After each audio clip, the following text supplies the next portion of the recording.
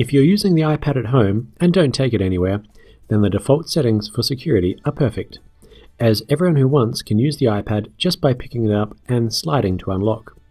The portability of the iPad means that most of us do take it out and about, either to work or just to the coffee shop. With that in mind, you probably don't want a bystander to open your iPad and read through your emails or look at your Safari browsing history. Thankfully, it's very easy to make the iPad a little more secure. I say little because if your iPad gets stolen, someone can access your files by plugging it into a Linux machine. So the security measures are more to stop nosy co-workers than a determined thief. Find My iPad can help here, but first let's secure against snooping co-workers. Tap on Settings, then tap on General. Tapping the Auto Lock button will let you choose how long it will take for your iPad to automatically go to the lock screen. This isn't how long before the iPad will require a passcode though. It's how long before the iPad goes to the lock screen, at which point the require passcode timer starts. So if you have a 2-minute auto lock and a 1-minute require passcode, it would actually take 3 minutes before you need to type in your passcode to unlock the iPad. Just to make that crystal clear, when you stop using your iPad, after 2 minutes it would go to the lock screen. Then after 1 more minute, the passcode would be required to start using the iPad again.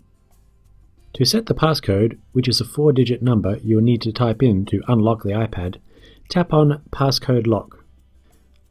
Make sure that Simple Passcode is set to On, then tap on the Turn Passcode On button. The Set Passcode screen will appear. Type in a 4-digit passcode using the number pad.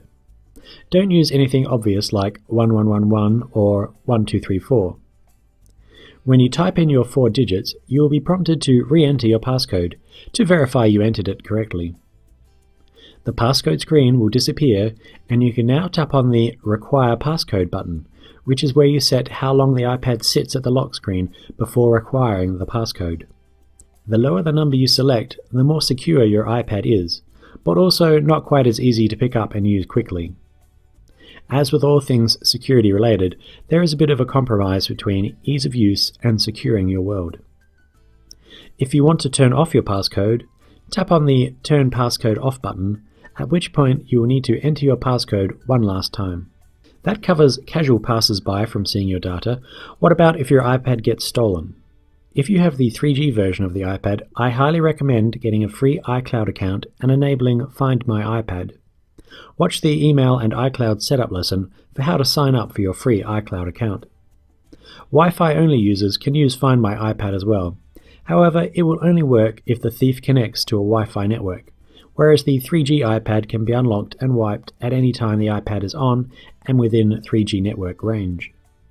Assuming you've signed up for iCloud, tap Settings, then iCloud. Check that Find My iPad is set to the on position. If it isn't, tap it to turn it on. That's it, all done until your iPad gets stolen or lost. When the dreaded day arrives and you think your iPad has been stolen, use a desktop computer to visit www.icloud.com. Enter the username and password you used when signing up for the iCloud account, then click the login arrow. Next, click on Find My iPhone, and yes, it does also find iPads. Select your iPad from the list of devices if you have more than one. As you can see here, I have 2 iPhones and an iMac attached to this iCloud account. If your 3G iPad is switched on, you'll be shown a map and the iPad's current location. If at this point you realize you just left the iPad at work, breathe a sigh of relief. Otherwise, tap on the blue I information button. You have a couple of options here which get more serious as they go along. Clicking the Play Sound or Message button will let you type in a message to display on the iPad and choose whether to play a sound at full volume on your iPad. If you've just left your iPad somewhere in the house and can't remember where, this is actually very handy. Type in your message, then hit the Send button.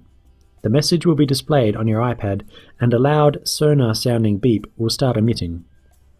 Tap on the OK button on your iPad to stop the sound. Clicking the Remote Lock button will prompt you for a passcode. Enter a 4-digit number and press the lock button. Your iPad will now be locked just as if you'd set it up to require a passcode via the settings method. If you find your iPad again, you'll need to use this passcode to unlock it, and will then have to go in and turn off the passcode as we did earlier to remove it completely. Lastly, you can completely wipe your iPad by clicking on the Remote Wipe button. Be careful, this will erase all your data from the iPad and you will no longer be able to get a location on the iPad after you do this. So it really is a last resort once you're sure it's been stolen. Don't delay too long though. Savvy thieves will remove your 3G SIM and not connect to Wi-Fi before they plug the iPad into their Linux box to retrieve your data. So you're not completely protected by Find My iPad. That said, with these two methods, you can minimize your chances of important personal information getting stolen, so I recommend using both the passcode and Find My iPad.